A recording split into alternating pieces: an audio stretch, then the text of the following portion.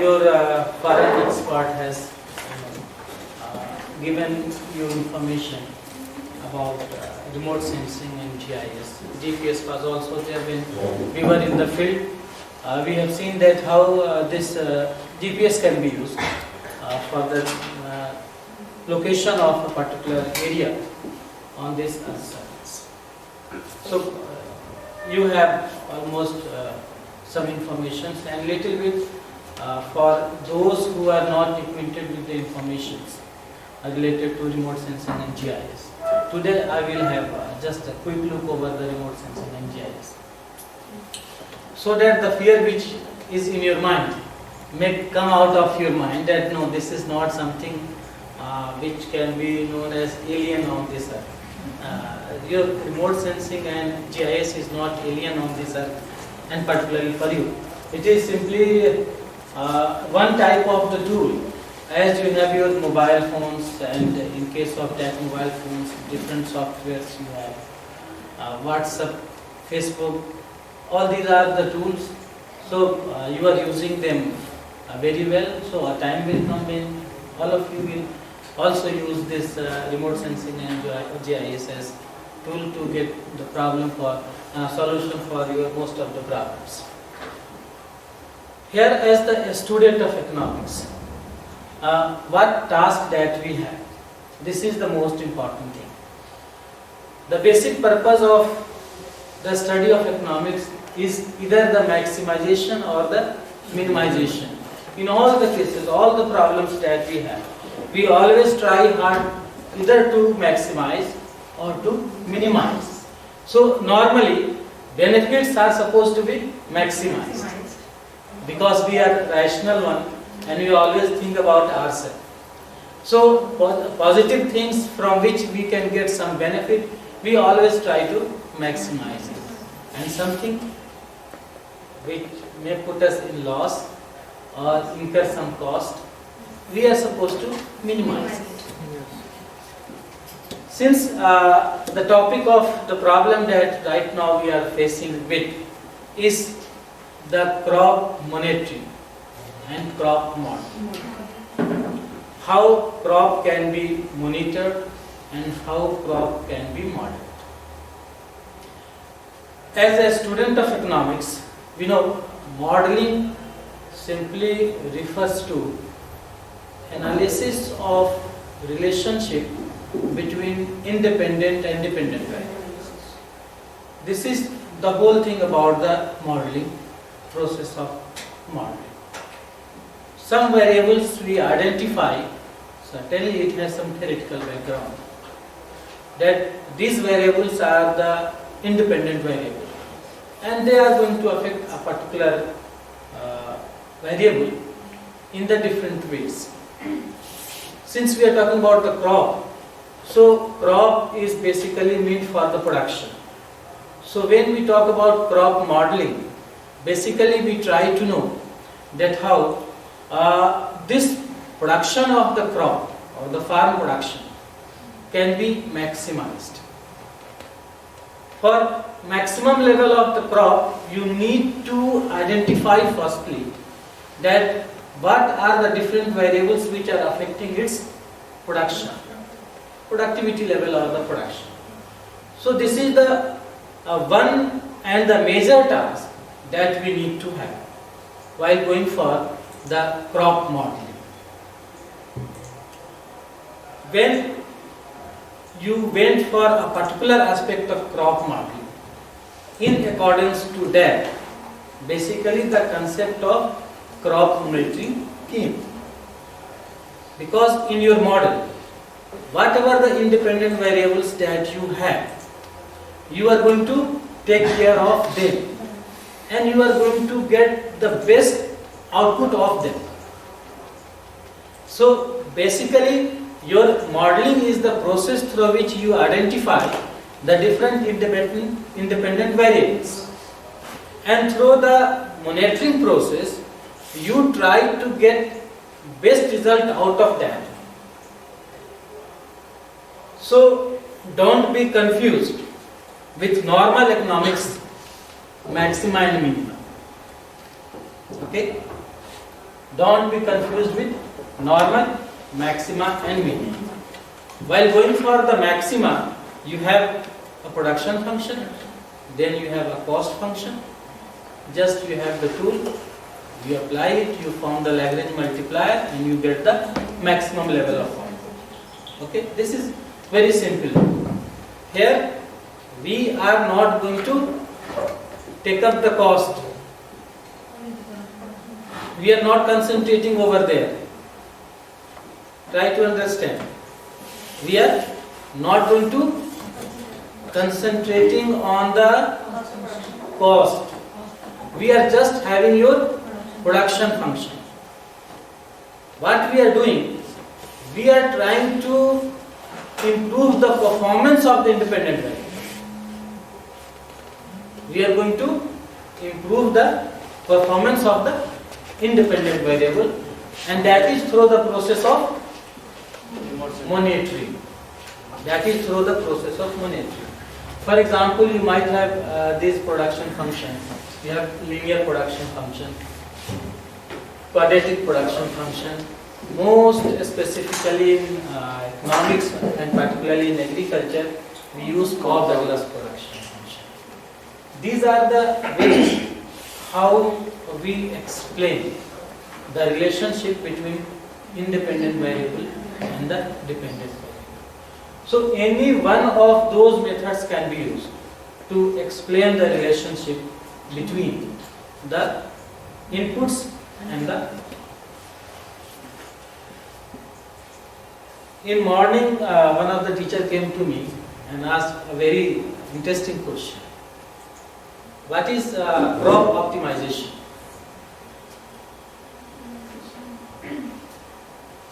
And particularly through the production function. So crop optimization is simply getting the maximum. The production at the maximum optimum level. With reference to the constant. Constant is the cost function. So this concept is totally different from there. We are, in case of this one, in case of the optima of the production function, we are not going to interfere at all. It is simply a mathematical process and we are going to get the solution for this. Normally, if someone asks to you that what are the different factors which are responsible for the output or the productivity of the crop. So normally we say land is very important. So land is one of the variable, independent variable it will be. Then we say that capital is very important. Tools and machinery which we are using. Capital can also refer to the system of irrigation which we are using, whether drip irrigation method we are using or a sprinkling method we are using or something else we are doing. So when it comes to the case of natural resources, then there may be the cases of the inputs which we are going to use, particularly the seeds, because this is one of the natural resources which we are using. We are using chemical fertilizers, so this is again the independent variable. Now think about all these factors. Land. If you take about the land, can you change the land? It is constant.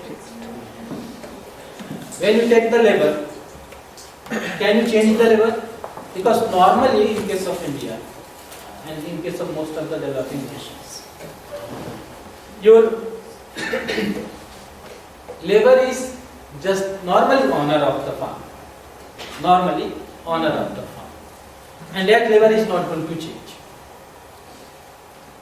When we talk about the natural resources, the seeds, whatever we are using, we continue to use them. Chemical fertilizers that we have, we are using them. There have been some defined or the identified mixture of the different type of the chemical fertilizers which we have to use.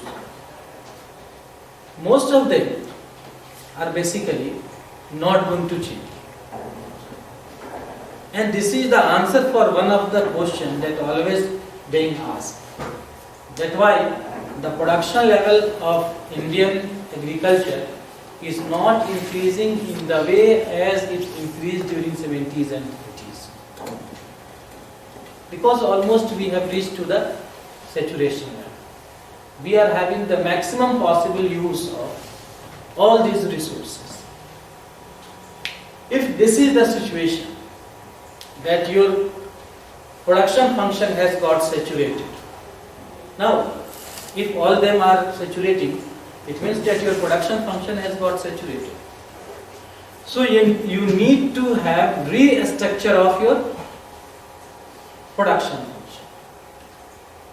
You have to restructure your production function and should go for use of or identification of those variables which you have not used till now, or wherever there is a scope to be explored or a scope to be used more and more. In this whole process, normally those who are from not economics but from the agricultural sciences, they use crop simulation model. Crop simulation modeling, that I will explain it later on. What they usually do is they use these factors as I discussed to you. That means land, labor, capital. They use all of them, no doubt. But along with this, they also use the environmental conditions and meteorological information. Environmental conditions and meteorological information.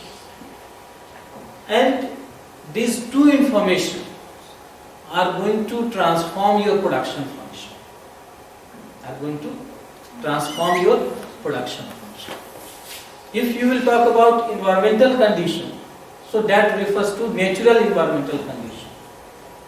And there has always been a change in the natural environmental condition because of the human being activities or the economic activities which we practice in any area or in any country or in any region. So because of that, there has always been a change in that. That gives you a scope. That means the changes which are taking place with reference to the natural environment. That gives you a scope either to go in one direction or in the other direction. Secondly, during the recent past, you have seen that climate change has emerged as one of the major challenges. And even if everything goes well,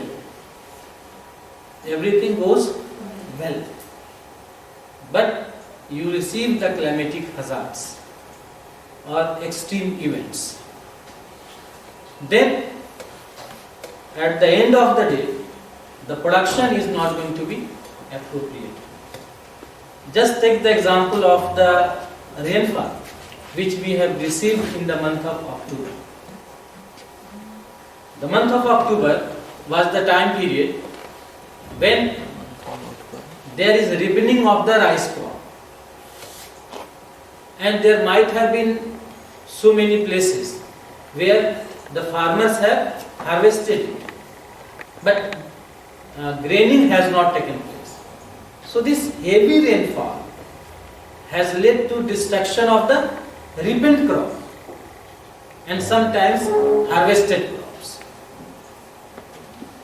So this crop simulation model or the model talks about the inclusion of these two important aspects of the agricultural practices which have normally forgotten by the students of economics.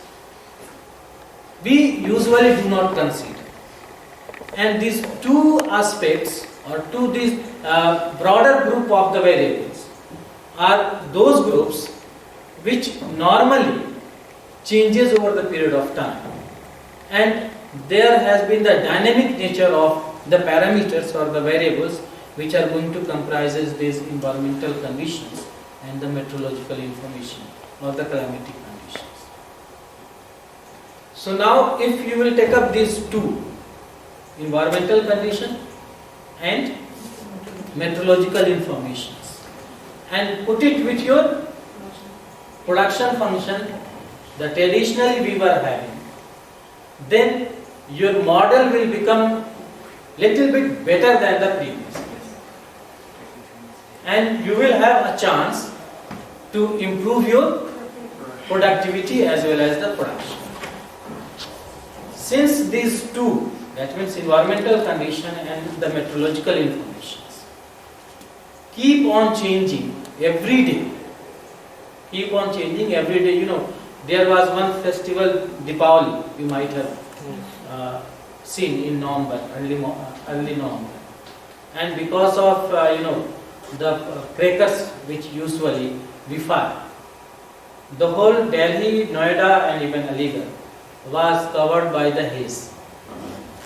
And when haze came, the penetration of sun rays becomes difficult and it reaches in the lower amount to the plants. And sun rays is very important for photosynthesis process. So normally it went for the 1 week, but suppose if it may go for the 15 days, what might have happened?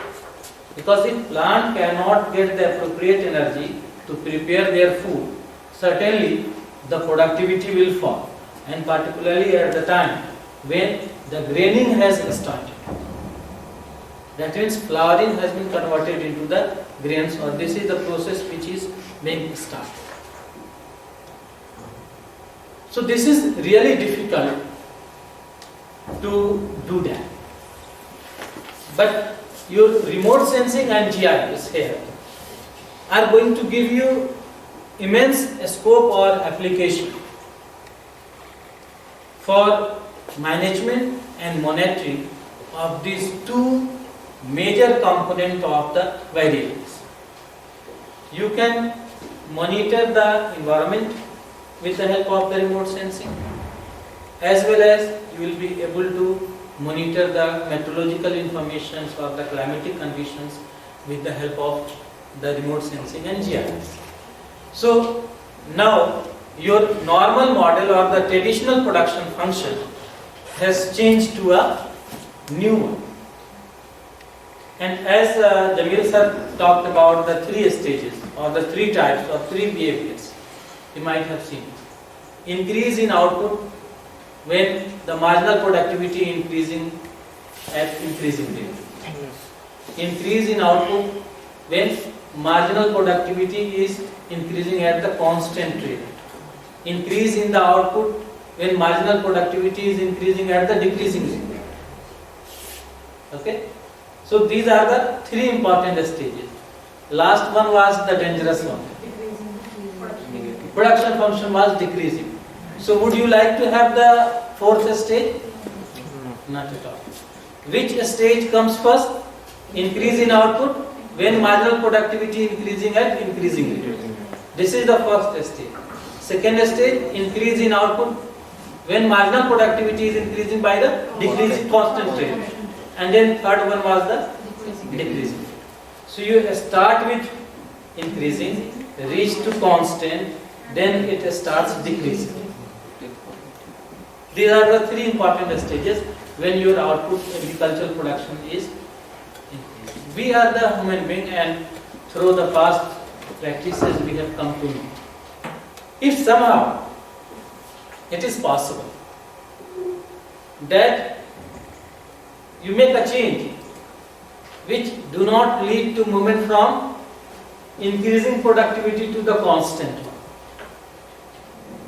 Increasing productivity to the constant one, or the constant one to the decreasing one, then your agricultural production will always increase at the increasing rate.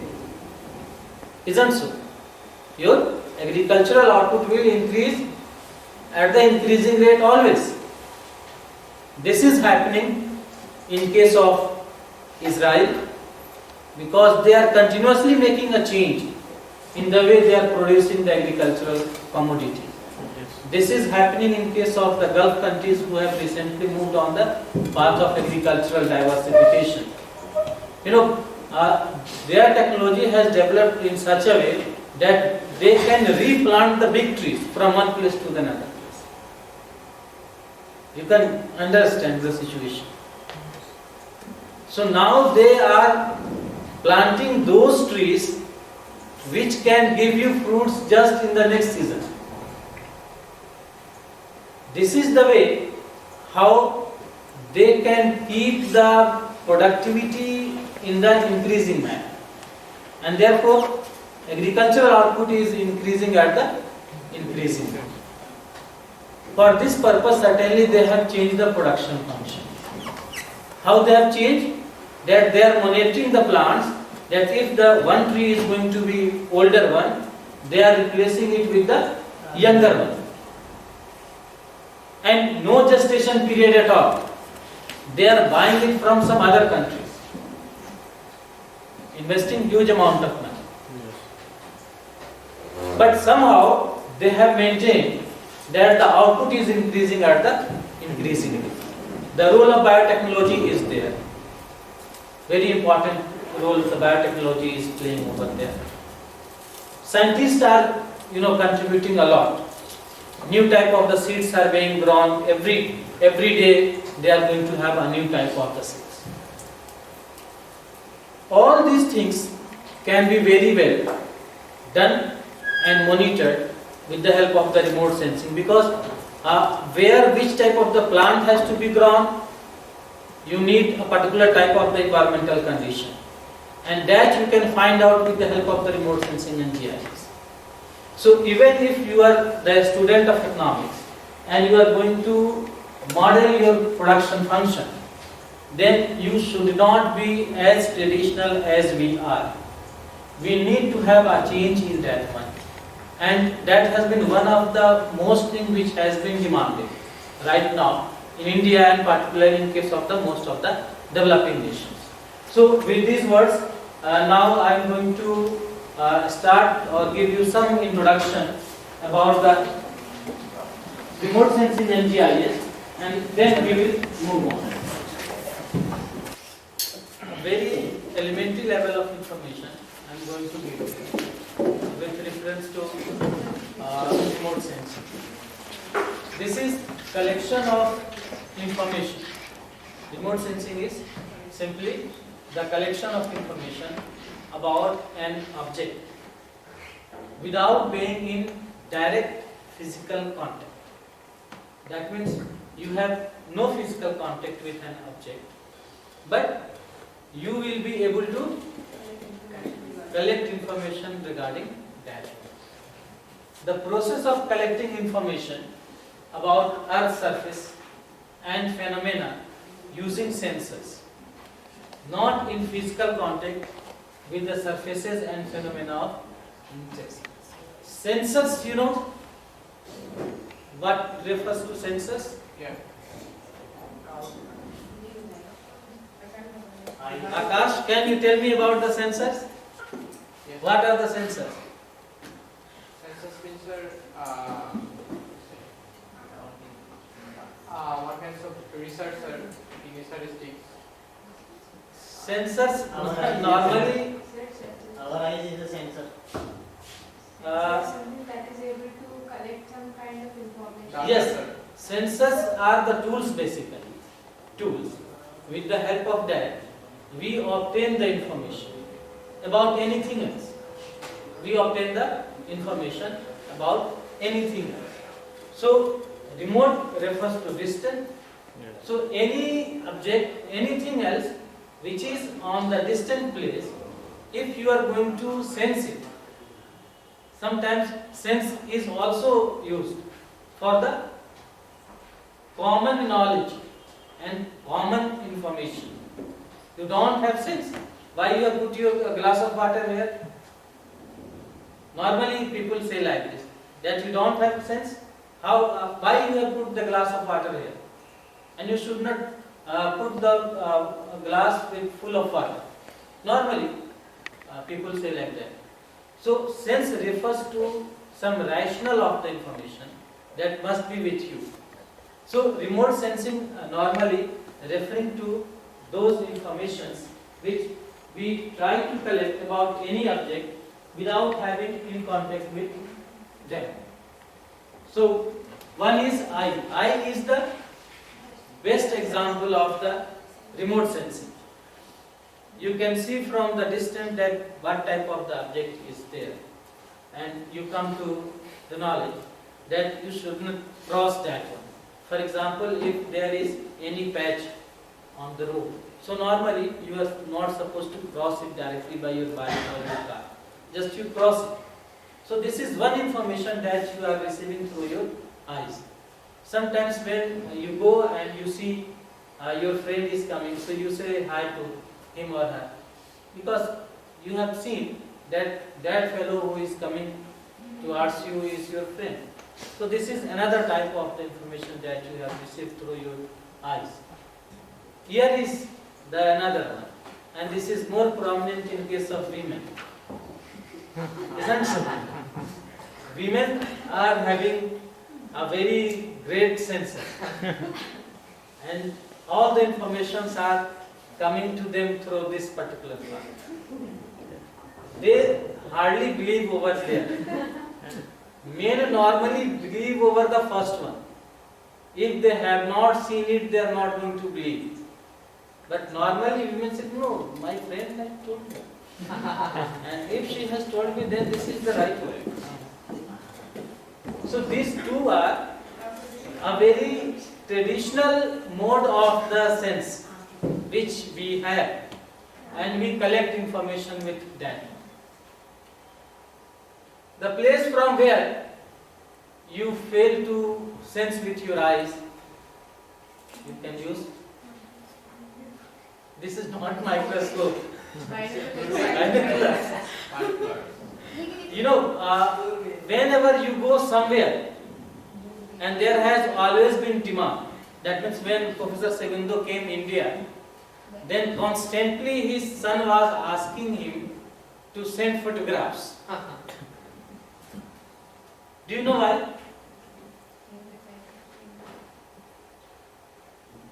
Because his son wants to have information about India, that my father, wherever he has gone, what type of the things are available there. So that is one method of the collection of the information. So when you go to visit any place, anywhere else, then usually you take a photograph.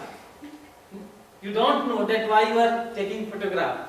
Normally, you believe that this photograph is just to see whether I am looking good or not so good. But normally it has a great importance, and it gives you a lot of information. If some of you can recall a film, there was one movie, Bazigar. It was the photograph that provides the clue or the information that who was the actual murderer.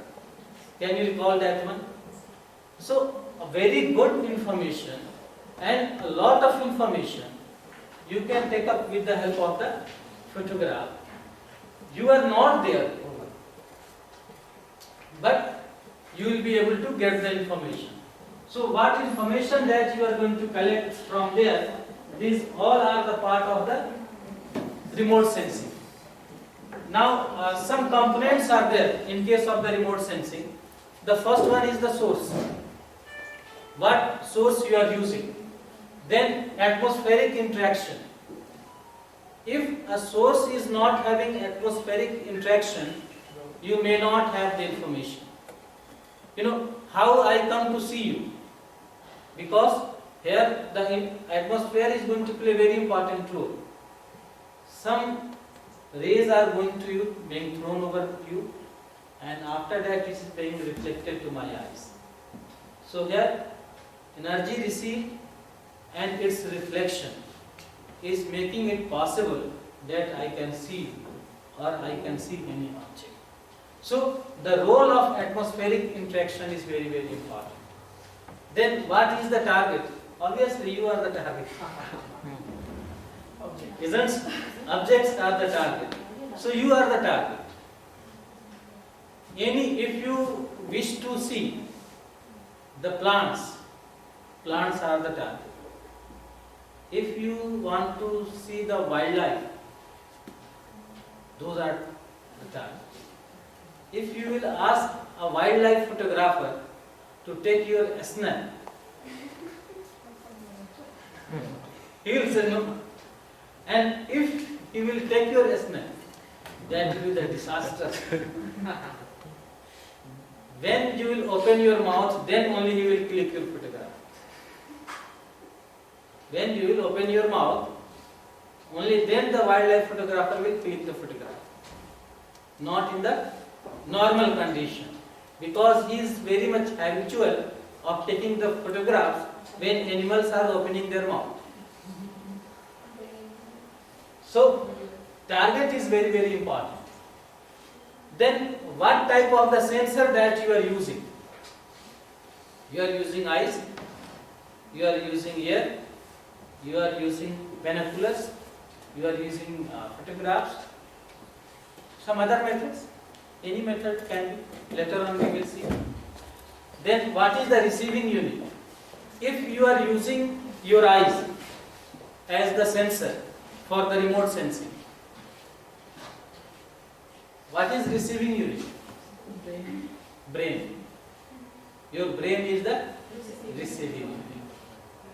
If you are using a camera, then the machine which is installed in camera is the receiving unit. Then processing unit. Normally when you will move out of this, photographs, you will reach to the computers, you will reach to the satellites. Then simply imagine that you have taken a photograph with your mobile, okay, and your display is not working.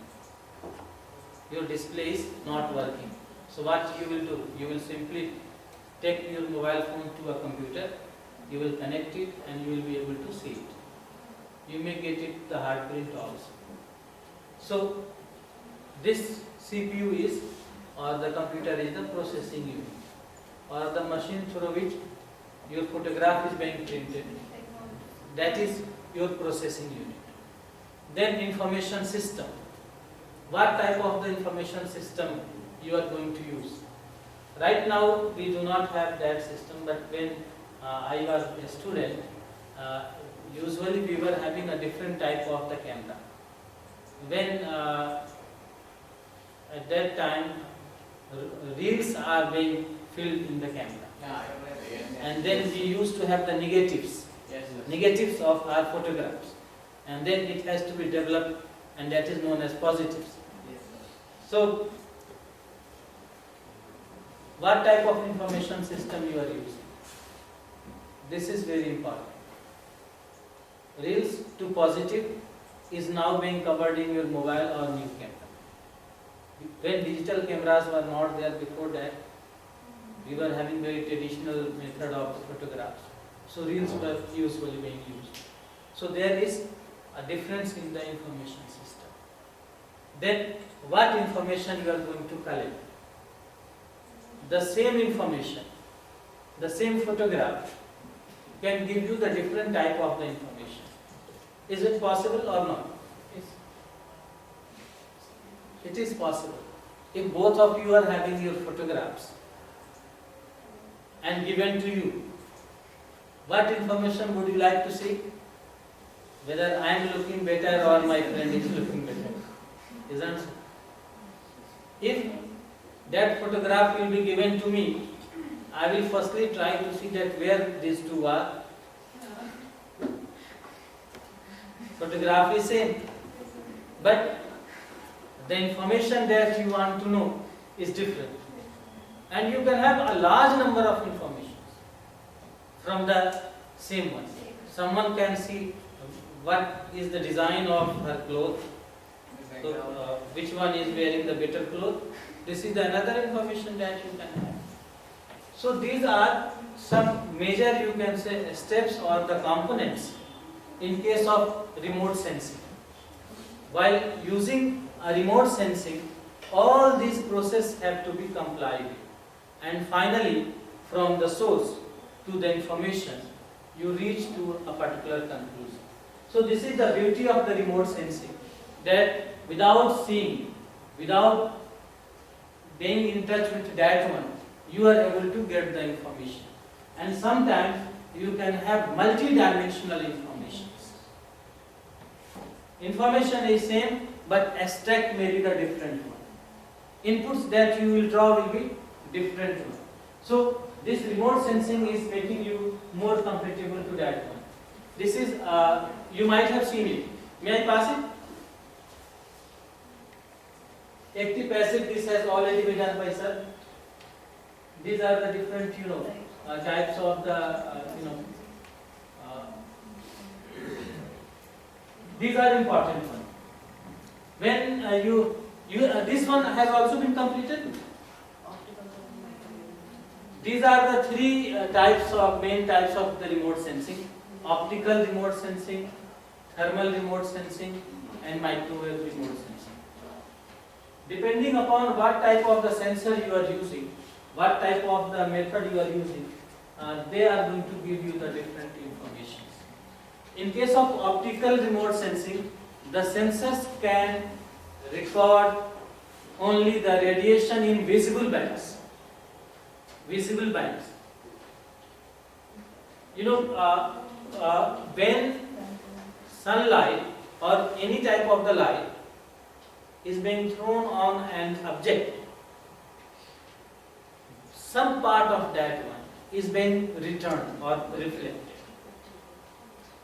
This is known as electromagnetic rays, which are being reflected by you, not by the sun.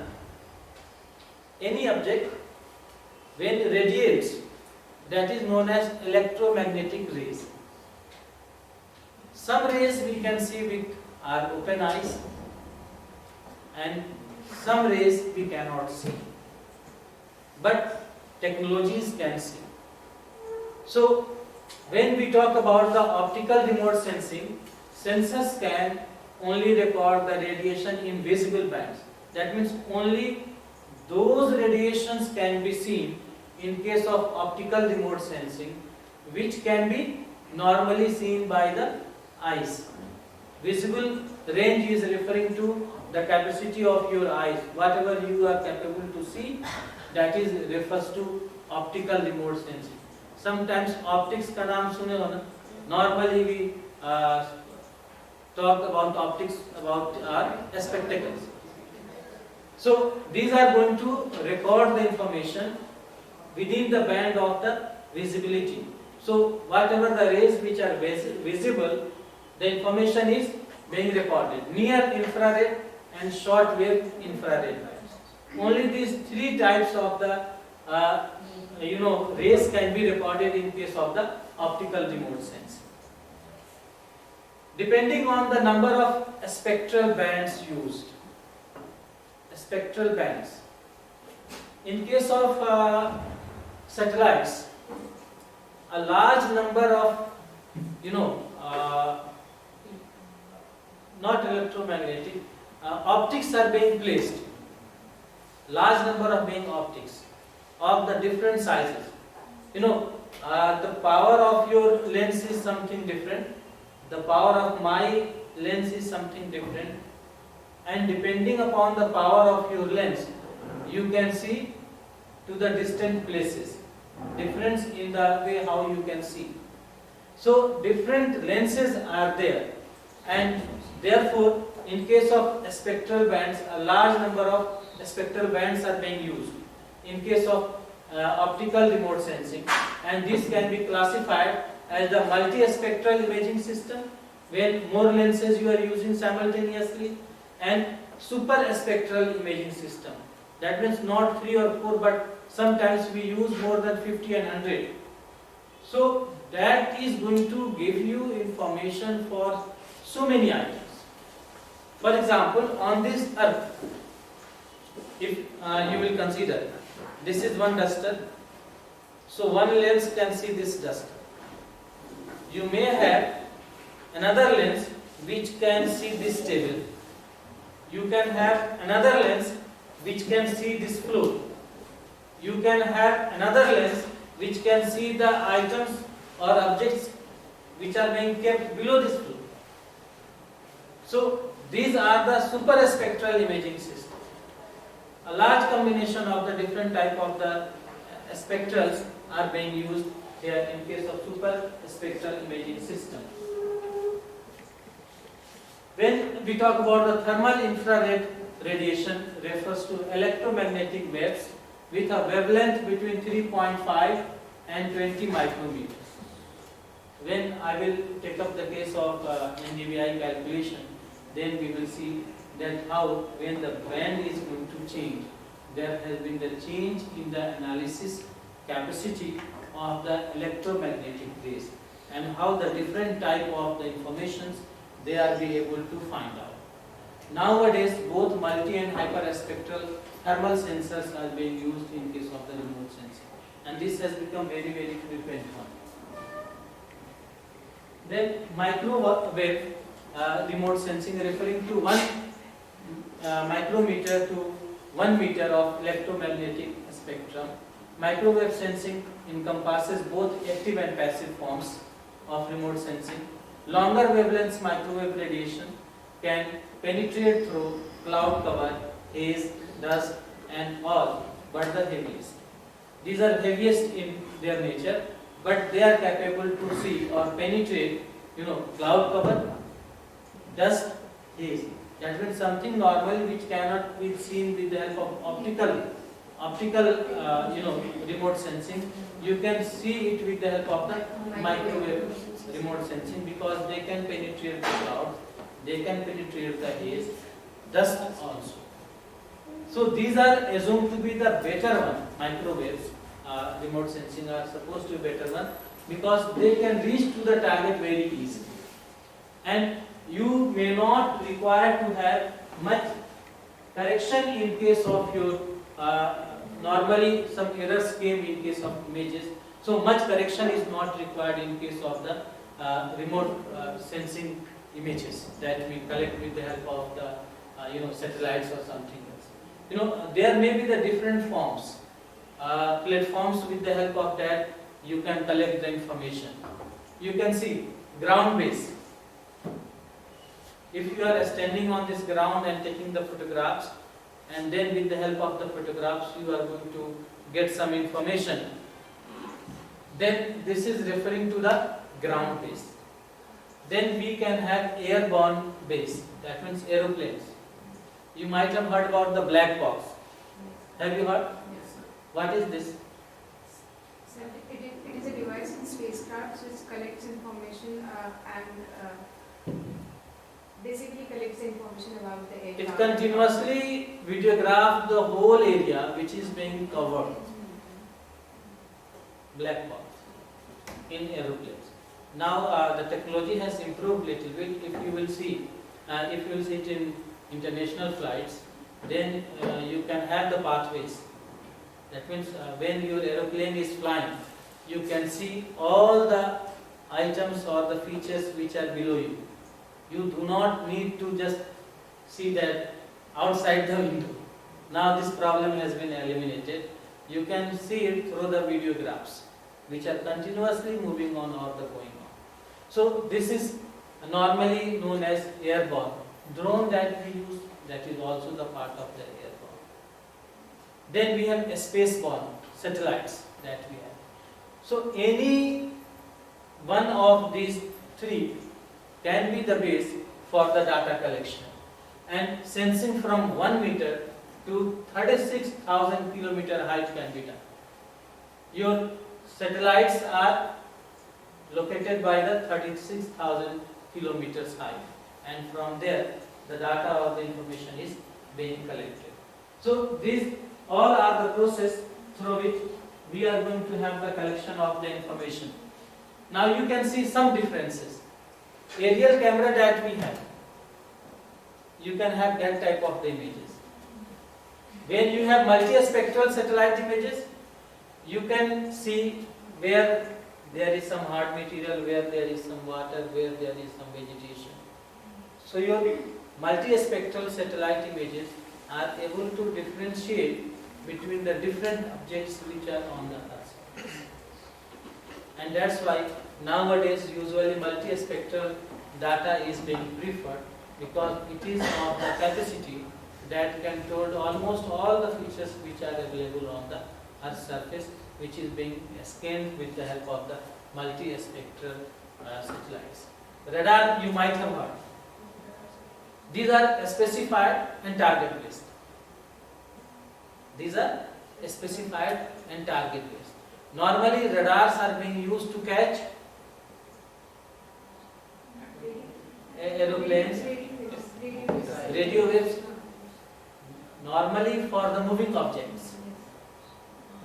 So they are very target oriented. Then hyperspectral sensors. You have taken one photograph, okay? You have taken one photograph, and that one photograph can be sliced into so many photographs that if you want to know the vegetation, one slice you will have of vegetation. If you want to see the land use pattern, that where is the building, where is the park, where is the forest, you can have next one. If you analyze the soil, you can have the soil layer. If you want to analyze the groundwater, you can have the next slide. If you want to analyze something else, you will have next slide. NDVI, next one. So these hyperspectral sensors are more specialized, and they can give you a large number of information related to a particular place, and almost all the information, that what type of the soil is available there, what may be, depending upon the properties of that soil, what would have been the parent material, that can also be analyzed. So these are very important, different tools. With the help of the remote sensing, we can collect the different data, and accordingly the different type of the information.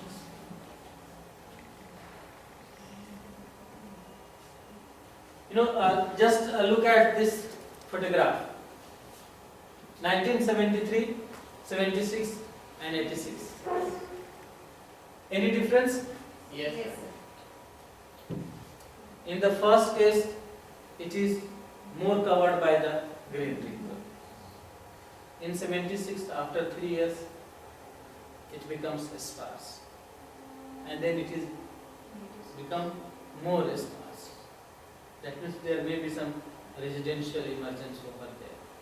So forest cover has declined, or the vegetation cover has continuously declined, and this is simply the period of 1973 to 1986. Just a matter of 12 to 13 years. And within the 13 years, that level of changes have been observed. So what Professor Segundo was continuously saying, whenever he talked about the remote sensing, he said that you can measure the change, you can map the changes, you can observe the changes. So 3 times images you can have, you can compare them, and then you will be able to find out that what type of the changes have taken place over the period of time. I am not going to use all of them simply. Now just little information. GIS. नाम सुन के डर लगता है. Now you are a little bit comfortable with GIS. This is simply geographic information system. It is a computer-based information system. A very simple thing. Normally, those who do not know GIS say that pata nahi hai kya, what is this? But this is very interesting thing. A system for capturing, storing, checking, integrating, manipulating, analyzing, and displaying data which are spatially referenced to Earth. 2 things are there: spatially referenced Spatially is referring to a place. Referenced means a particular place. Spatially referenced refers to a particular place. So this is, the importance of the GIS. If you have a photograph and you have any information, is it spatially referenced? No.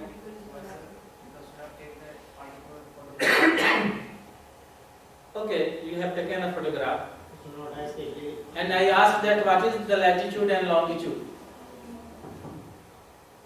If I take the latitude and longitude, then it will be spatially referred. Photograph is not spatially referenced. I'm talking about the coordinates. These two things are different. If you are taking any image with the help of GIS, that will be spatially referenced. Even if the remote sensing which you are using, okay, that is not spatially referenced. You have to put the reference over there. When you use it by the GIS, then it becomes spatially referenced. Sometimes you might have seen the maps of Aligarh, and a very smaller line is there, not referenced map, not to escape, because informations are there, but you cannot map it on the basis of this photograph or this map. Especially referring to a particular place and a particular object location. This is very important one. So this information can only be obtained with the help of the GIS. Even your remote sensing without GIS is not going to give you a spatially referenced information. A spatially referenced information can be obtained with the help of GIS. So remote sensing in itself is nothing. It is the raw data. Remote sensing is simply raw data. It becomes valuable when GIS is being used to display the information gathered through the remote sensing. So always keep it in your mind that if you see any images of the satellite through the eyes of the GIS, then it is spatially referenced. That means you have a particular place of a particular item or the object. If it is not being seen with the help of the GIS, spatially referenced information is not there. You may say that, okay, there is one house in the north or east, but you cannot say that this is the exact location. But if you are using the GIS, exactly you can say that this is the coordinate on which the house is located. If some of you might have seen any movies when the army officers are talking, they are not talking that where they are, because they don't know in the forest. What they say? The coordinates. Yes, they talk about their position with reference to their coordinates, because they can see in their tool that, okay, this is the coordinate. So they inform the other side that this is the place where I am standing right now, or where closer to this location there is the movement of the army of the other country, or someone else is moving over there. Therefore, this GIS is of immense importance when it is going to be collect the information with the help of the remote sensing. Then so many things can be done with the help of the GIS. Mapping and cartography. Cartography, geography वाले बताएं. Science and art of map making. Map making, simply. Query. Any query that you have, you can get with the help of the GIS. That where is the source of water? You can get. where is the plain land that can be used for the cultivation, where there is residential facilities, where there is road. All these queries can you have over here. Select. You can select a particular target with reference to the use of GIS. Then distance. You just take your Google map and put your place where you want to visit, and it will calculate the distance that you are supposed to cover. It is all going through this GIS. Then buffers. What type of the different items which are available over there. You can get the information with the help of the GIS.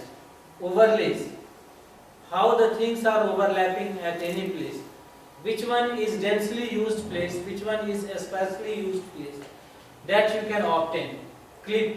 You can have a smaller clip for the different purposes, for the different locations, for the different objects. Then merge.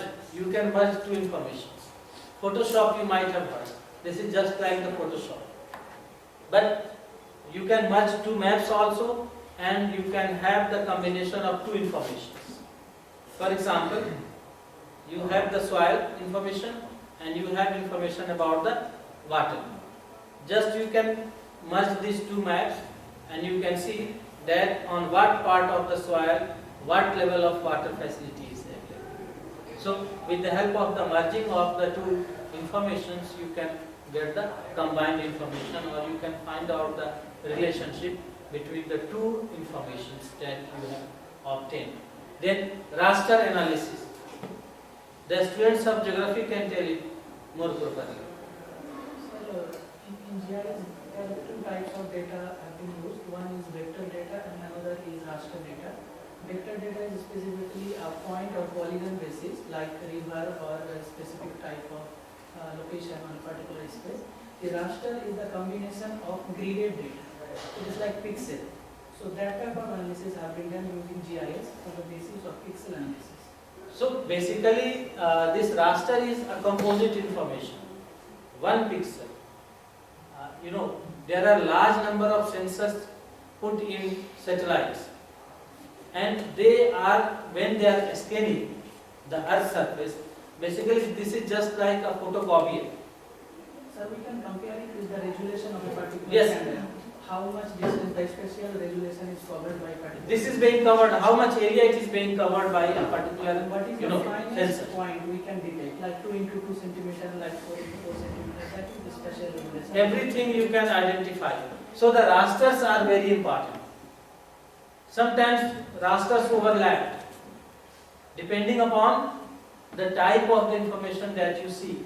It happens in case of superspectral images or hyperspectral images, as well as the multispectral images. Overlapping usually because of the different type of the information which you see. So certainly there will be a change in the position of a particular sensor, and that leads to overlapping. Next map you will see, and then you will come to that how there is overlapping of the rasters. Then you can go for the 3D images. Dense. Those who have geology and Digital elevation.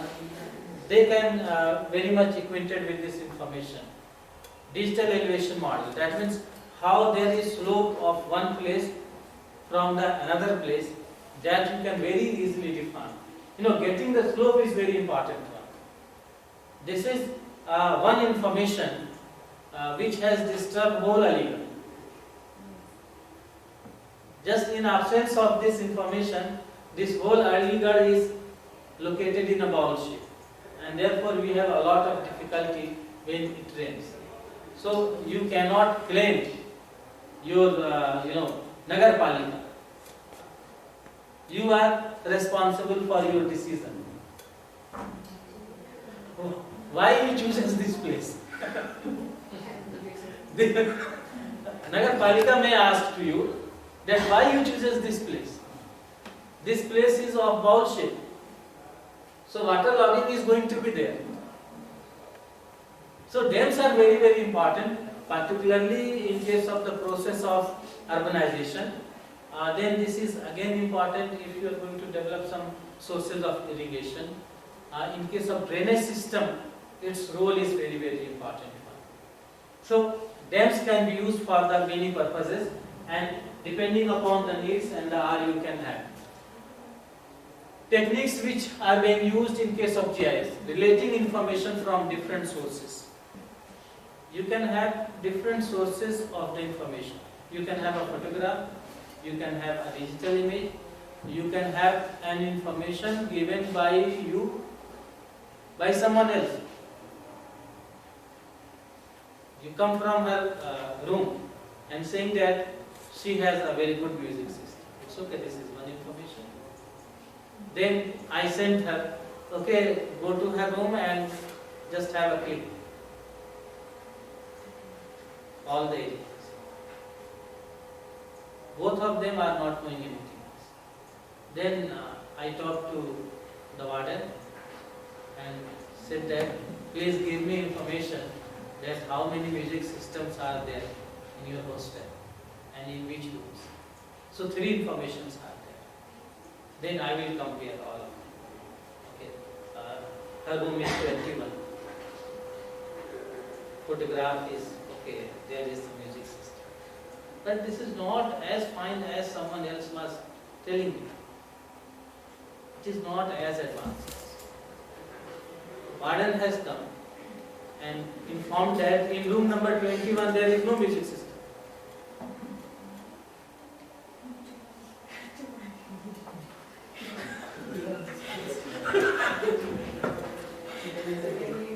Three different sources and 3 different informations. Then the task of GIS is to relate this information. One conclusion is that at least there was a music system. Whether it was her or not, this is another task to be identified. So this is the very important thing, that cross-checking up of the information can be done very easily with the help of the GIS, because these different informations are being correlated or interrelated and then leading to a meaningful conclusion. Then data capture. Whole process of remote sensing is of the data capturing, and this GIS is going to help you out. How to capture the data, how to get the information about the different type of the objects located on the Earth's surface. The third one is very important, data integration. Data integration is the process through which one information is put with another information, and then you reach to a particular conclusion regarding these both information. This both information. That one information that you have is about the groundwater. Okay? Another information is of the vegetation availability. Now you put these 2 informations and you can see, okay, what is the position of the vegetation where there is availability of water. So you see that wherever the water is available, the plants are in healthy state. So this is the data integration process. With the help of that, some meaningful conclusions can be drawn very easily. Then we have projection and registration. You project for the future. That okay, if I am going to buy this part of the land and there is nearby a source of water, so crop production will be better. So I should buy the land at this place rather than going to buy it at the distant place where there is no source of water or very distant source of water, because irrigation cost will increase over there, and without irrigation there is nothing in case of the production of the agricultural commodity. So this is the projection, referring to the projection. And normally you see the places which are closer to the water bodies are little bit sold out for the higher prices. Little bit sold for the higher prices. Then registration. Registration means recording of the information. Any meaningful conclusion that you have with the help of the data integration and the projection, then it is going to be recorded. How this information is helpful to us, that we will see in case of the NDVI calculation. Then data structure, what type of the data you are going to have. Because you have a large number of information. So how you are going to classify them? How you are going to classify them and keep them into the different group, that refers to data structure, and then data modeling. So all the tasks that we need to do can be done with the help of the GIS. And your GIS is very, very helpful in getting the solution of the problems that we need to have. Some advantages, if you will see, of the GIS, can cope with larger amount of data. Isn't so? Just enhance the capacity of your CPU. You can store as much data as you can store. Your brain cannot store them. Hard copies cannot store them. You cannot retrieve them very easily.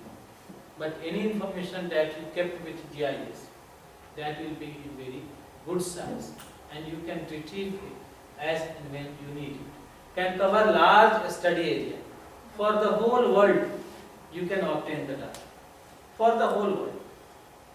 Not a particular country, not a particular state.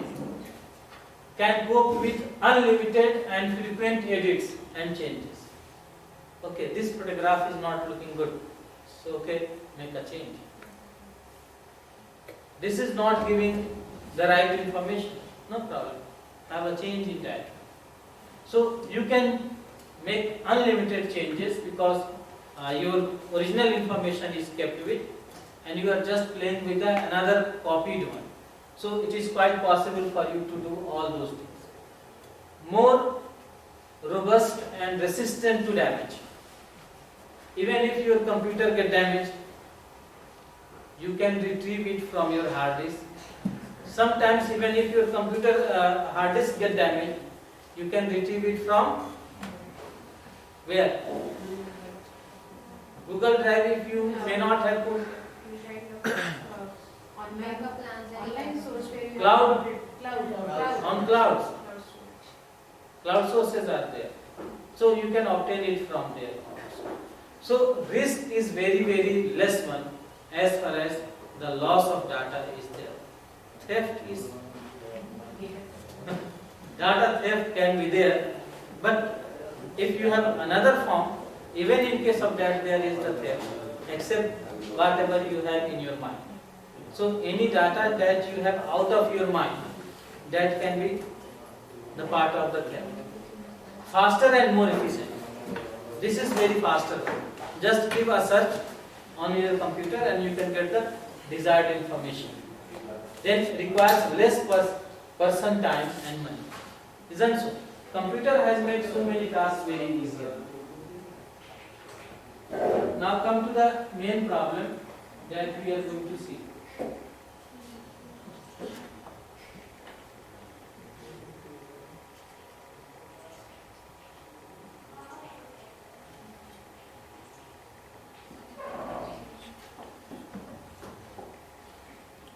Have you seen it?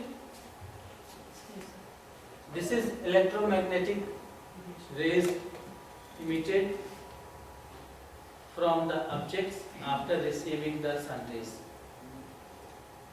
And different ranges are there. Depending upon the wavelength, we have different categorization. Gamma rays, X-rays. X-rays you might have seen. Yes. Something that is inside your body. You can see it with the help of the X-rays. Ultraviolet rays, infrared, microwaves, short waves, long waves of 1 kilometer. We have this different type of the bands. Your visible band is 0.4 to 0.7 nanometer. 0.4 to 0.7 nanometer. This is the band which only we can see. In the left hand side, whatever the rays that is emitted by any object, whatever the rays that we have in the right hand side emitted by the object, we cannot see them. This can be captured by remote sensing and GIS. So, what we see, sometimes it is not true. Have you seen it? This type of the statements anywhere?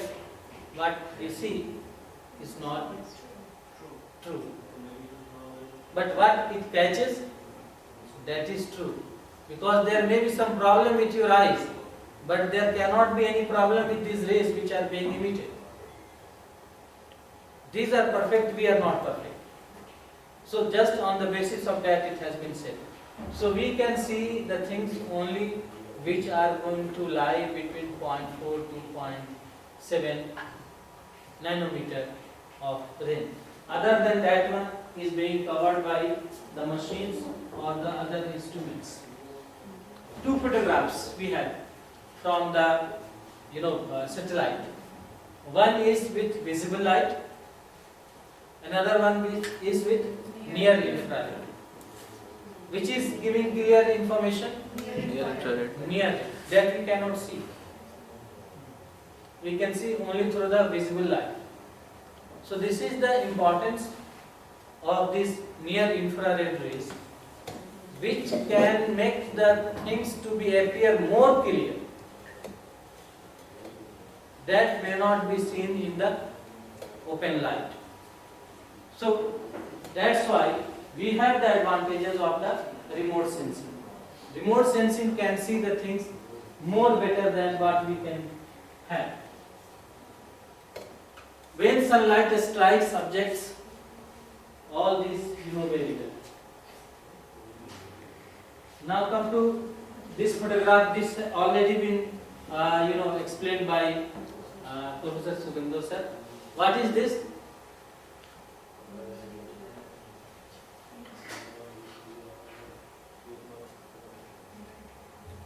Can you explain?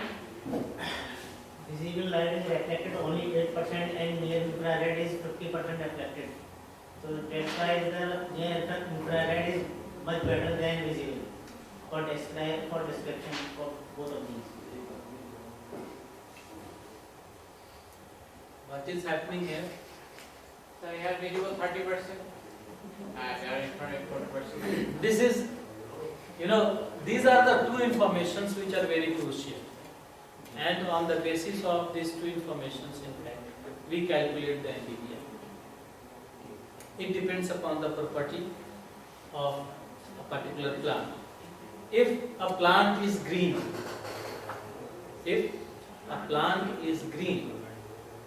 higher part of visible rays is being absorbed for photosynthesis process.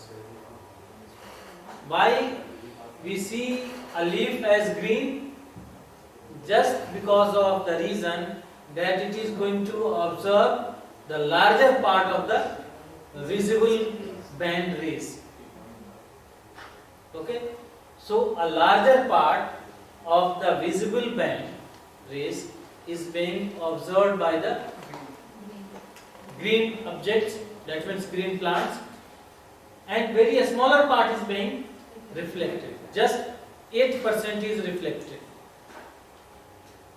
Your satellite images are capturing reflection, electromagnetic rays. So reflection that is taking place, that is being recorded by the satellite images. What is being absorbed, this is not recorded by the satellite images.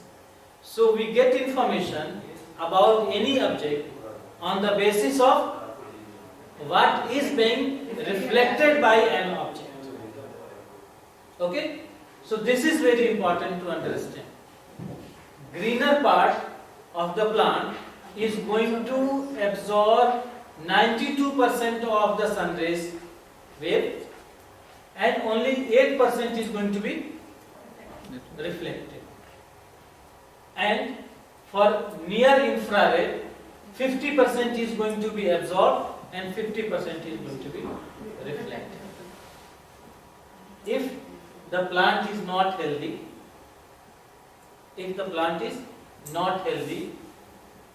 larger part is going to be reflected from the visible. Larger part is being reflected from the visible rays, and larger part is going to absorb in case of near infrared. A smaller part is being reflected. So both are going in the opposite direction. Are you getting this point? And therefore, on the basis of this, basically, we come to know that whether a particular plant is healthy one or weaker one or unhealthy. So it is only on the basis of reflection. So two type of the reflection is taking place. One is of the visible rays, another one is of the near infrared. Visible rays reflection is less in case of healthy, and near infrared radiation is high. Opposite is happening in case of the weaker plant or unhealthy plant.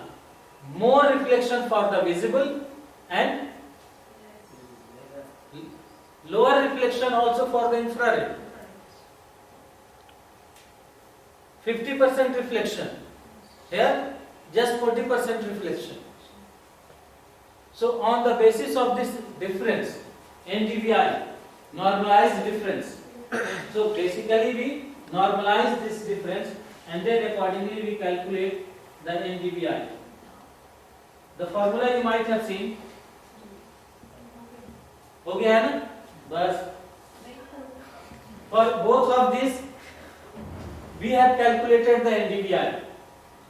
For the greener one, we have 0.72. Okay? And for the Disease one we have 0.14.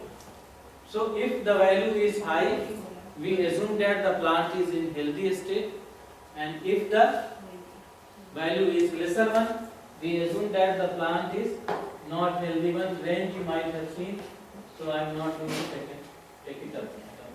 This is the raster. You can see some overlapping is there.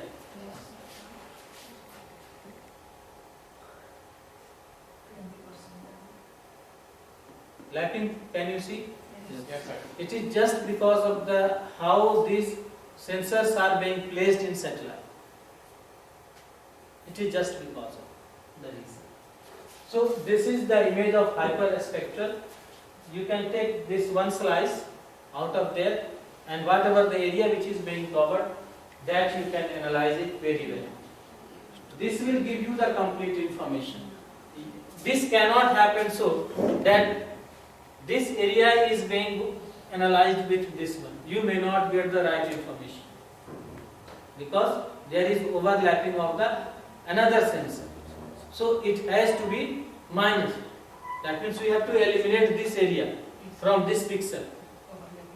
Overlapping area you have to eliminate. Then only you are going to get the better results. So these are all raster informations that we can obtain with the help of the hyperspectral images. These are the two images that we have obtained with the help of satellite images for NDVI, and two time period I have selected. 1 to 15 January 2021. This first image. For this 15 days of period of January, first 15 days of January, NDVI is reflected in the left hand side, and in the right hand side this is for the next 15 days of April 2021. This might be the early days of crop, growing period, early days of the growing period. This is the ripening period time. You can see yellowish part is more here, yellowish and reddish part is more here, and greenery part is more there. Why? Because you have more greener part by that time. Here the greener part has reduced because when you reach to the ripening time period, then there has been low greenery in case of any type of the vegetation cover. So this is just on the basis of that one. The values which you can have is given here in case of scale. Normally 0.9 is considered as NDVI, the best NDVI for the better health of a crop. 0.9. And lesser on you can see, whenever you are reaching to the yellow part, then it means that the crop health is not good, is almost on the verge of its death. Isn't so? So yellow color, if any one of you are having your face going to be yellowish, pale. So remote sensing is also operating in our body.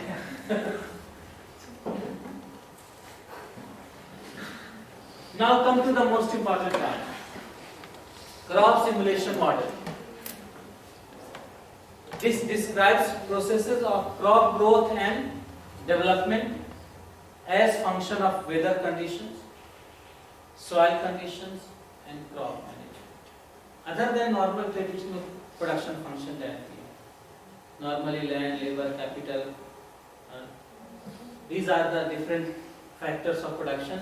So other than that, we are going to consider weather conditions, soil conditions and crop management. Crop management is very important part, and how you can manage the crop is based on the images. Now see the first image in the left hand side. The part where you have yellow patches, it refers that two things can be there, two observations can be there. Either the crops are unhealthy or sparsely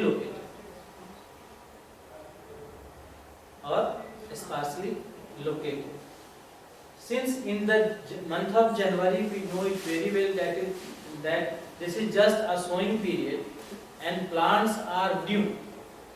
So obviously a healthy plant will be of green color. If it is not of the green color, it means that some diseases are there, some deficiency is there. We correlate it with the time period. Because as the student of economics, as the student of agricultural science, we know that in the month of January the crops are new. So they are having more greeneries. So if they are having more greeneries and if there is sign of yellow, it means that something is going wrong with the health of the crop and crop is not being developed properly. Then we need to have immediate intervention over there. This is basically the management part. This is the management part. Your weather condition, almost we know that what is the weather condition in India. When it is going to rain, what will be the time period when it is going to rain. Accordingly you take decision, but the best part for the crop management is the NDVI. NDVI is going to tell you that in which stage basically the crops are, and accordingly you go for the necessary intervention, whatever it can be. The adaptive cropping system laboratory conducts research to develop crop simulators for predicting growth, development and yield of agricultural crops. This is one model which is being developed for, this is one laboratory which is going to conduct the study that how we will be able to predict the growth of the plant, the development of the plant and the yield of the agricultural crops.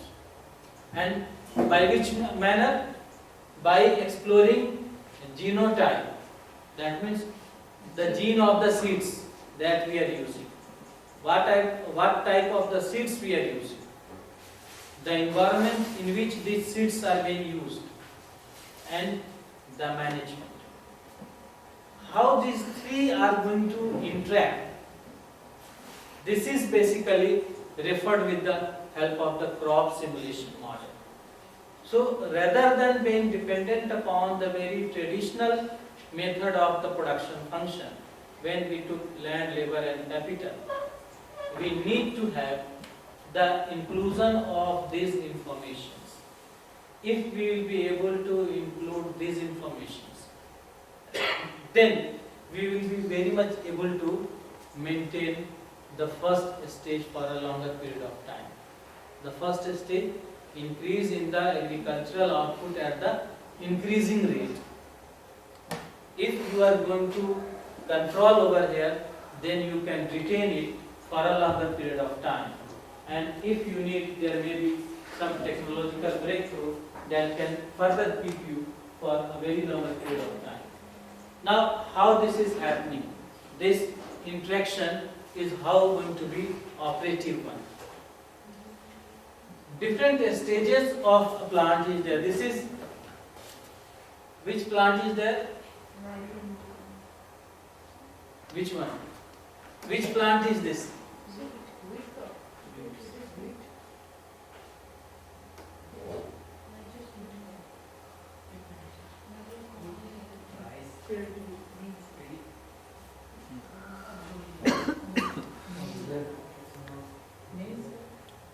It is not. यार मेज में तो यहाँ होता है ना.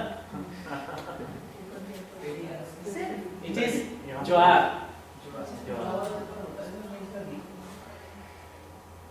This is a jar plant, and any plant it can be. Forget about what this real one is.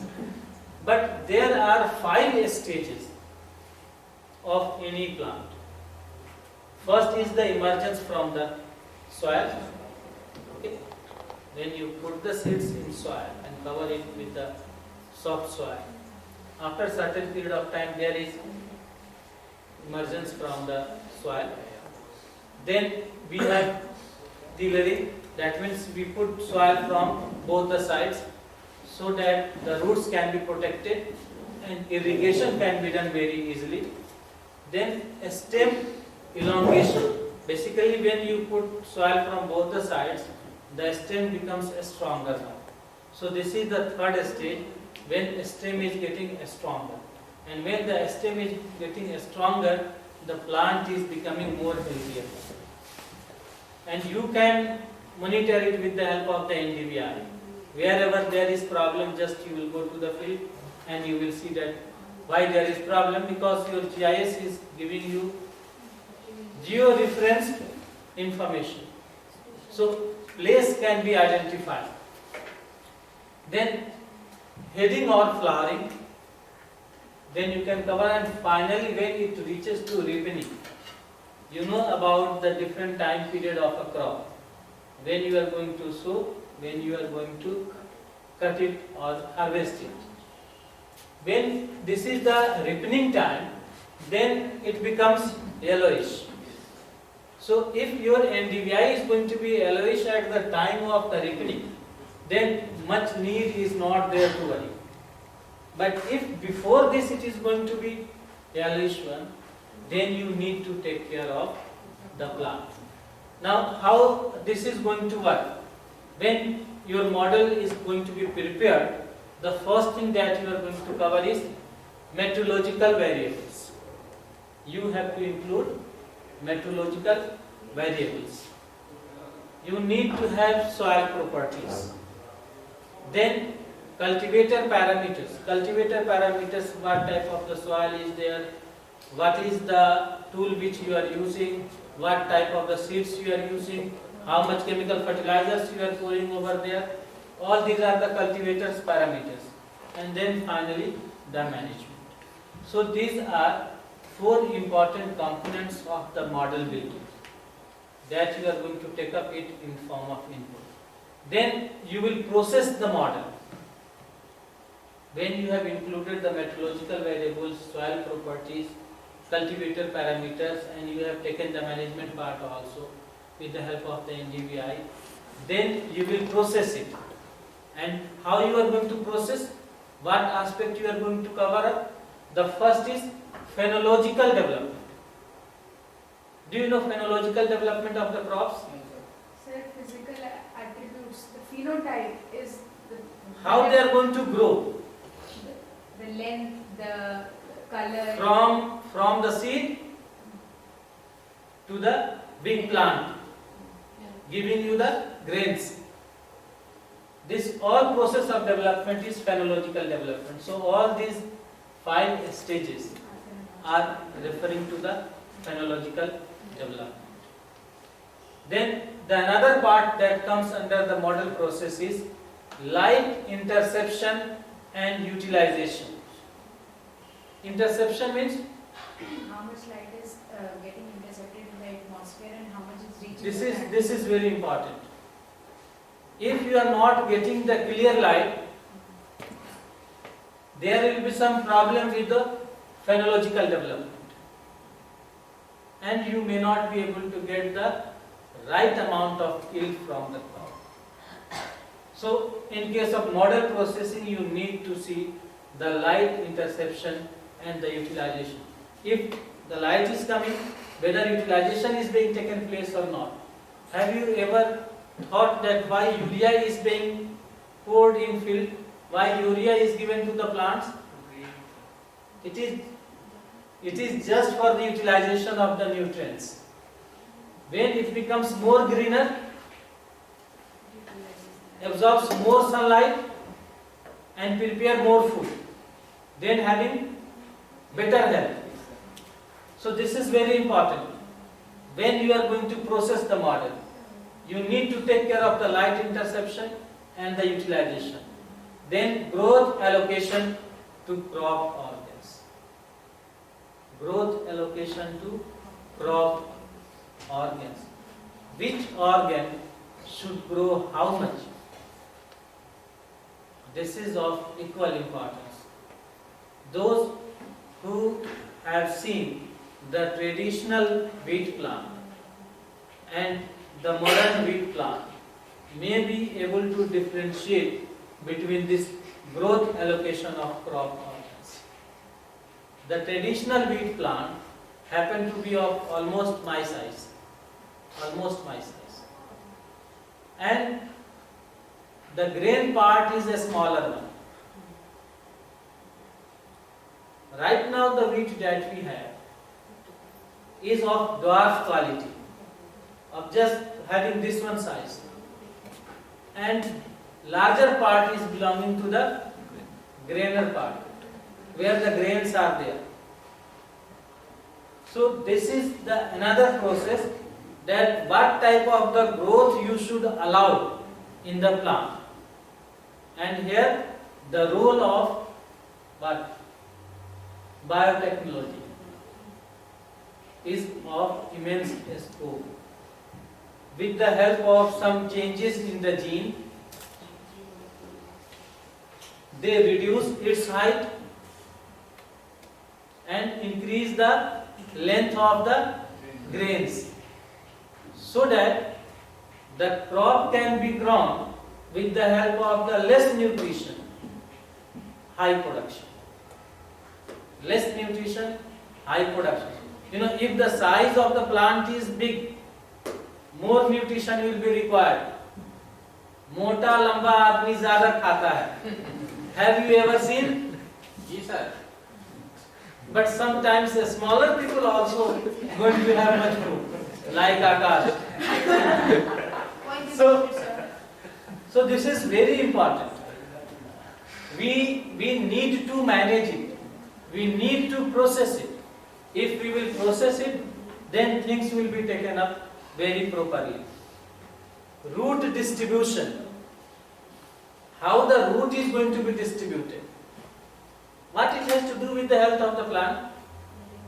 Because the root absorbs the nutrients, so the span, the area that the root covers will determine how much nutrients the plant will take up. Okay,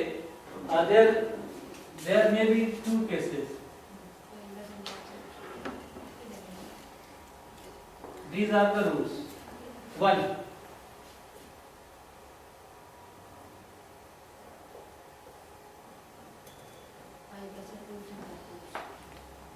which one will you prefer?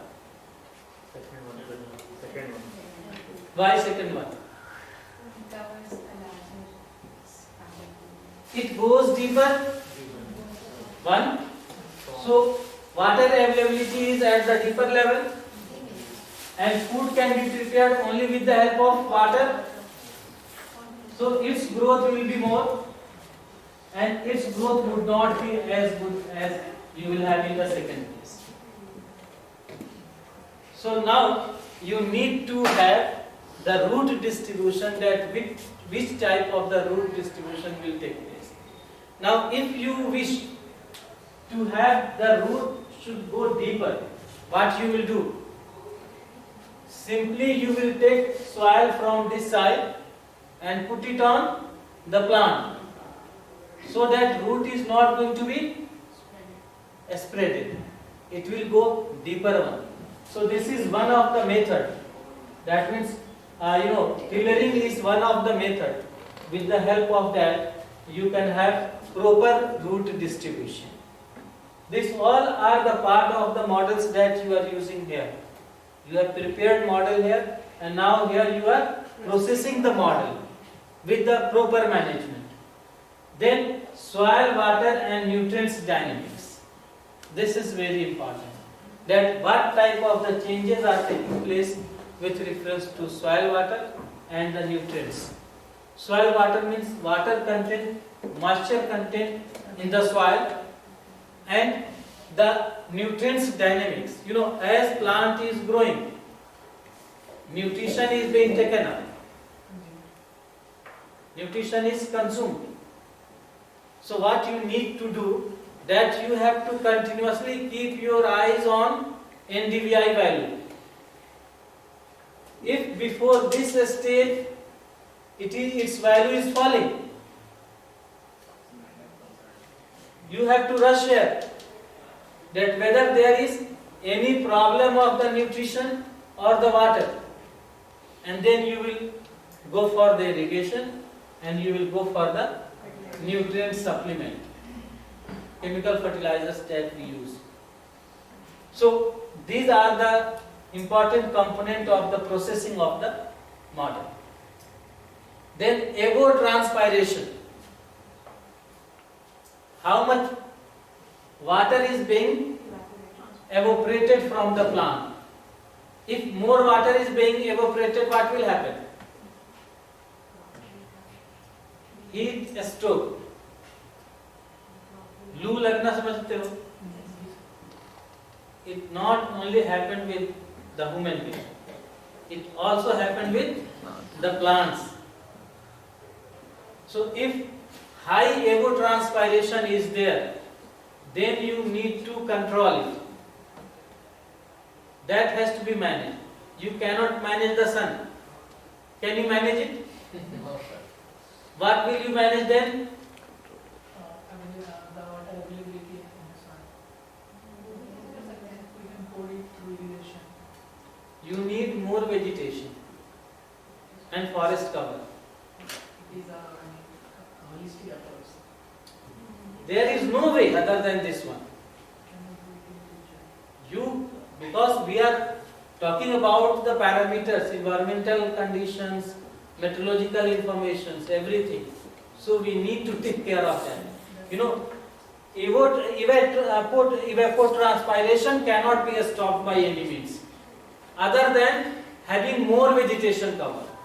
If you will have more vegetation cover, then greater part of the sunlight will be absorbed and lesser evapotranspiration will take place. So this has to be again managed. Then environmental stress.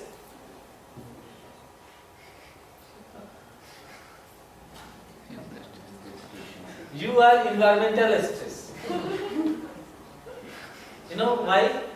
Any element in the environment that disturbs the harmony is the environmental stress. So if because of you the environment is going to be polluted, certainly you are the stress. So if any such stress is there, you should keep it out. Can you tell me any environmental stress in case of plants, particularly at the time of emergence of the crop? So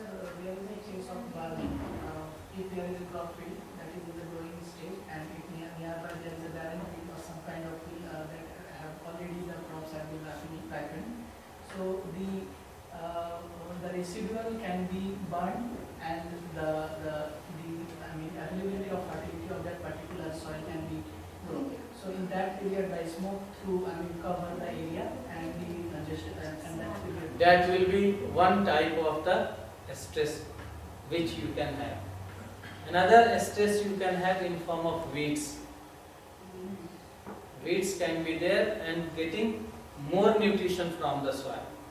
They are getting more nutrition from the soil because they are little bit mature as comparison to your sapling, and that's why they are able to extract more nutrition.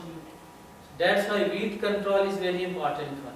So you need to have a fall or controlled environmental stress, and then effects of elevated CO2.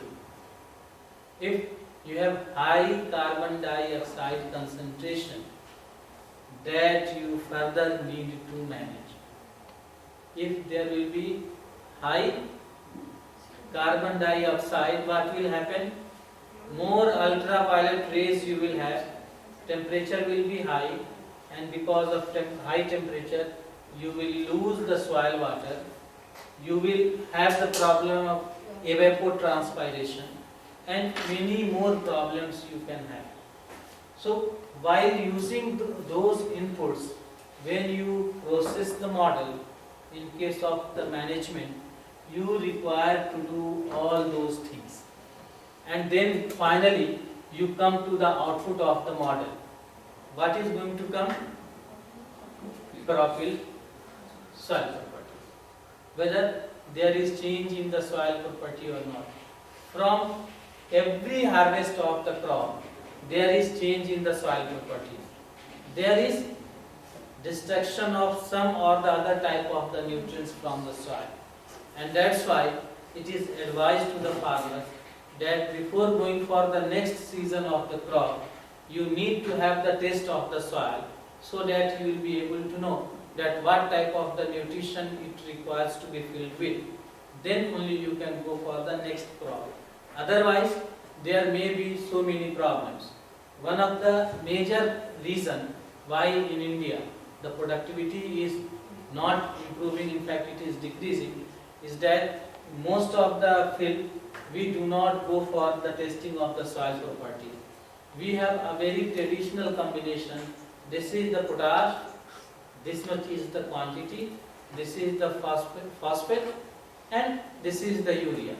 And this combination is going to be put in the field every time. Whether it is being required or it is not being required, it has to do nothing with the requirement. And that is basically leading to the destruction of the soil. No, a lot of destruction of the soil has taken place, and this is only because of the loss of the soil properties. So we need to take care of that. Now, after having your model, okay, that means you prepare a model, you execute it and process it, and finally you reach to a particular level of output and a particular structure of the soil or the particular property of the soil. You need to repeat the process. 2 tracks can be there in case of the crop simulation model. The track 1 leads to the completion of the first stage. That means the stage that you have. When you complete key model output you have received, that is the first track. After getting the first track, you need to go for the second track, because on the basis of the information that you finally obtain, you have to maintain, you have to adapt. That means whatever the requirement that comes, accordingly in case of the second track you need to go for that one. So in case of the first track, what is your task? Historical climate conditions you have. What type of the climate of the area is that you have. Then, depending upon these historical climatic conditions, you have the crop models. that in which area of land what is going to be cropped, what is going to be sown. That crop model has to be prepared, and which type of the parameter you have to take care of. That means how much irrigation you are going to do, how much fertilizers you are going to use, which type of the seed you are going to use. So all of them are leading to the crop models. So crop modeling you will do with the help of the historical climatic conditions that are before you. Then model calibration and improvement. Keeping in mind the new information that you have obtained, new changes that has come, improved seeds may be there, improved weed instruments may be there, improved machineries may be there. So that has to be calibrated with for the improvement in the processing of the model that has been prepared with the help of the previous or the existing model. Then agricultural economic models is to be employed with. As Jamil sir talked about the different production functions. So which production function you are going to use, you need to go for that one. And then finally, you have the evaluation and intercomparison. Evaluation means what you have got in terms of the output and the properties of the soil that has come. Then you will compare that whether there is more loss of the soil or no loss of the soil. If you are growing a crop and you are having more loss of the soil, so certainly sustainability will be one of the major issues in the next phase or the next track. So you need to evaluate, and then you need to have the comparison that what is going to happen. So when you will lead to this evaluation and intercomparison, then you are going to move to the track 2. What you do? Future climate scenario. You will see that what will be the future climatic conditions, and then in accordance to that you will have your crop models. For example, this is the month of November. This is the best time to sow the wheat. But what happened? In October you receive a good amount of the rainfall. So a lot of moisture is in the soil. So now you have to extend the time period. You have to extend the time period, because if you will have, you are going to sow the field, because of more moisture, problem of rotting may be there in case of the seeds, and you may not have the better plants, and you are not going to get the better yield or the result. So this is leading to the condition. Now if it rained here, that means in the month of October, so certainly the rainfall that you are supposed to receive in the month of December may be delayed in that one, or the amount of rainfall that you might be able to receive in the month of early January, there may be a delay in that. So just you have to forecast or evaluate, and in accordance to the future climatic scenario, you need to go for your crop model now. And then you need to have adaptation or the mitigation or the extension. Adaptation is that you extended 15 days growing period or the sowing period. When you are extending 15 days, you need to have a change in the type of the seed that you are supposed to use. Because for the end of the November, you have another seed quality that will be more resistant to cold. We have, do you know, for the wheat itself, we have 12 to 13 varieties. For the Uttar Pradesh itself, depending upon in which area and in which season we are growing. So when there is extension of the 15 days, there will be need to have a change in the type of the seed also. So this is referring to the adaptation. How you are adapt to a particular type of the climatic change. This is adaptation, management, whatever you can call it, you may call it. Then accordingly you are going to have your new agricultural economic model.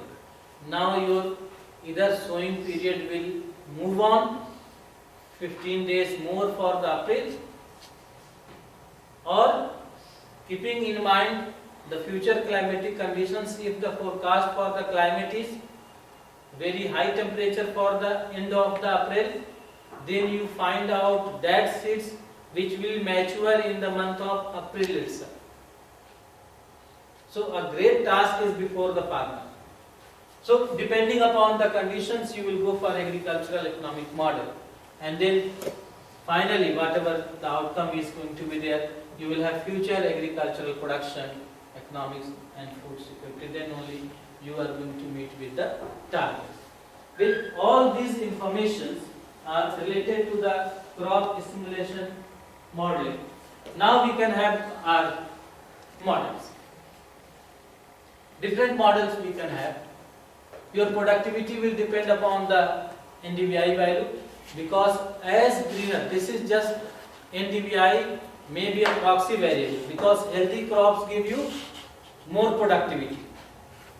Healthy crops gives you more productivity. So just you make a function, that means output, just make function of the NDVI. This may be one of very traditional method of crop estimation or the crop forecasting. But right now you may change it from NDVI, and you can also include farm management.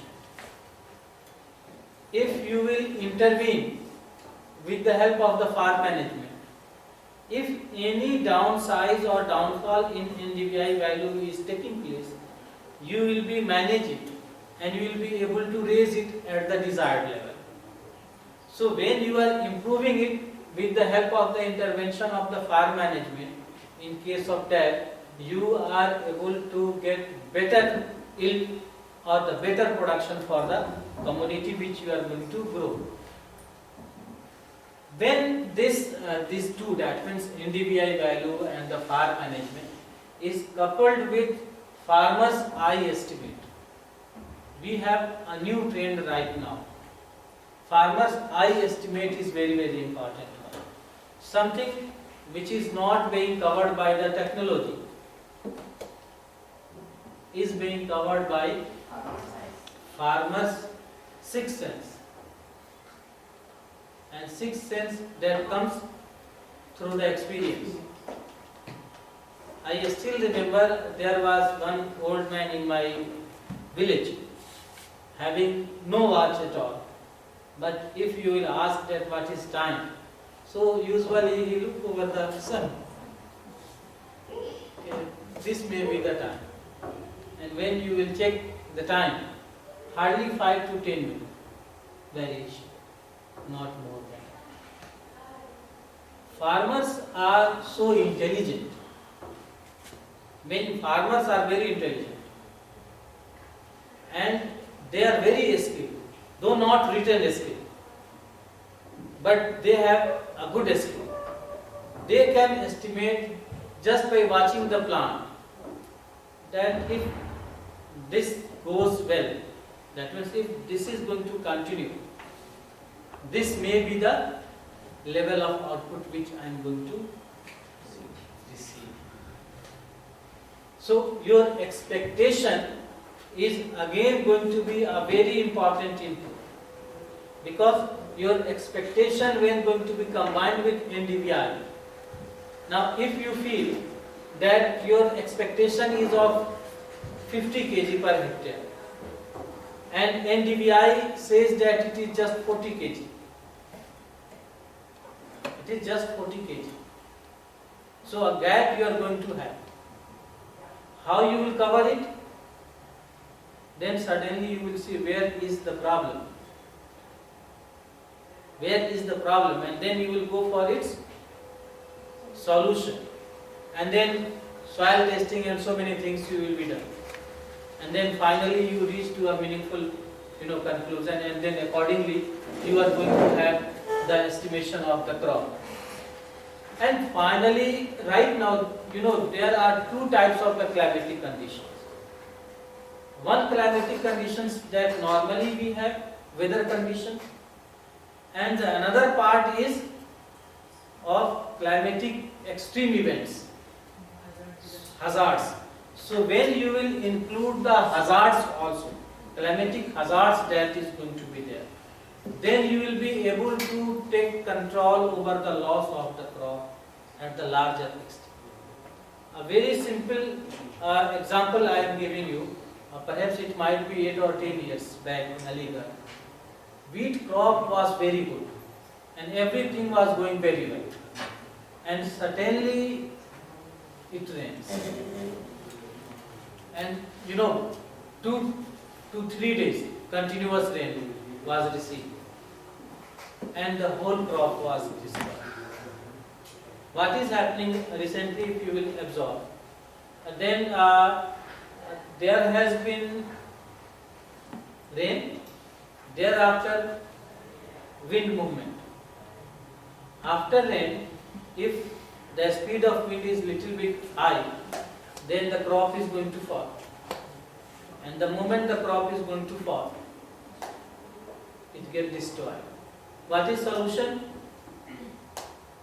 You need to have partition of the big trees on the land so that it can slow down the speed of the wind.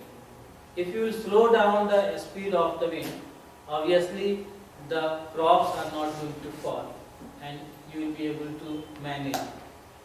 So before 10 years, I was having those type of the experience when in Uttar Pradesh, particularly western Uttar Pradesh, eucalyptus plant were being used on the barriers or the bounds of the fields, and that was just only for 2 purposes. One was the source of energy, another one was the protection of the plants from the wild animals.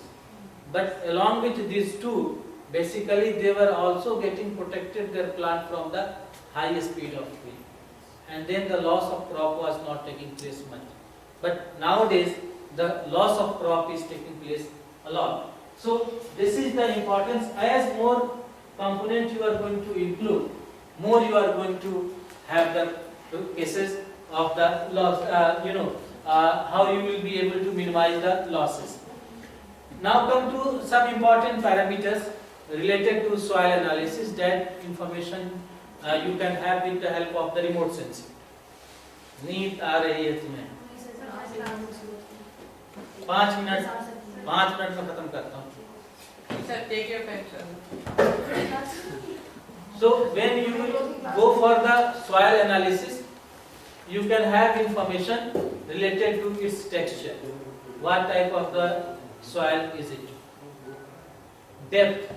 This is for Aligarh itself, this information. So this is not the real information, this is hypothetical one, depending upon the minimum and the maximum value that we can have. Then you can have pH level. pH level tells you that whether the soil is saline or the alkaline. So the value that we have is more than 6.5 for this pH level. So the soil is alkaline, and therefore we will have a different process for the nutrition. Then erosional work. How much erosion is taking place? This remains constant for a particular period of time. Much erosional work is not going to change over the period of time. Then we have the potassium content. When it is the early days, you will have high content of the potassium, but as plant grow and take nutrients from the field, then you are going to have a fall in that. So these are the different variables which you can have in case of the soil. Now with reference to the climatic conditions, you can have minimum temperature, maximum temperature, moisture content, rainfall, you can have the speed of wind, and then evapotranspiration. So these are the different variables which we can use for the purpose of development of your model. So now your NDVI, that is the health representation, health of the plant, will depend upon these variables: x1, x2, x3, x4, 5, 6, 7, 8, 9, 10, all the variables that we have identified and explained. Okay, now I am passing one part, that how you will calculate or how you will regress. But just simply I am giving you the information related to the coefficient which you are going to get. For the x2, you have the coefficient 64, x3 0.9, x4 0.03. Most important is x2, x12, and you can see x3. Can you see what is x2? x2 is referring to depth. Where the soil depth is good, the plants can penetrate to lower and get better water availability and then better health for the crop. Then next one was it was x12. x12 is precipitation, rainfall. As better rainfall you are going to have, the NDVI value will be better one, and the health of the crop is better one, and the yield that you are going to get is also better one. What was the next one that you are going to have is x3. x3 is pH level. This refers to what is the property, whether it is alkaline or it is saline. So pH value is more than 6.5, so it is alkaline one. So it is very important because alkalinity decides that which type of the nutritional supplement you need to have, and then accordingly you need to develop your agricultural model. So this is the way how you can go for the estimation of the importance of the different variables which are affecting the NDVI. So suppose if there has been problem in NDVI, what step you will take firstly?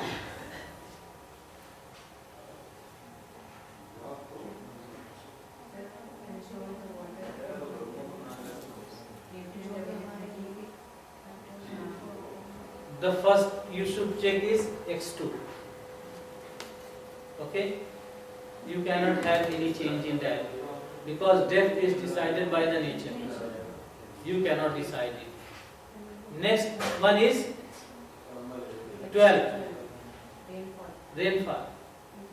So if there is any problem related to NDVI, you will go and check whether the moisture content is okay or not, and then you will go for assured means of irrigation. Next one will be x3, pH level. pH level decides the nutritional value of the soil. So with the help of these informations, these values, you will be very much possible to see that what type of the problem can be tackled with the different type of the variables, and then accordingly you will be able to get a proper and the better management of your crop depending upon the NDVI value. So today I am just leaving you, though it will take 1 hour, but I am leaving you. And now if you have any query you can ask. No query at all. So okay, good luck. And tomorrow we have class. So on Friday one topic is left, so that I will take up. Remote sensing and GIS in urban planning. This one topic is left. Rest topic has been cleared here. So hopefully on Friday I will finish your 3rd series.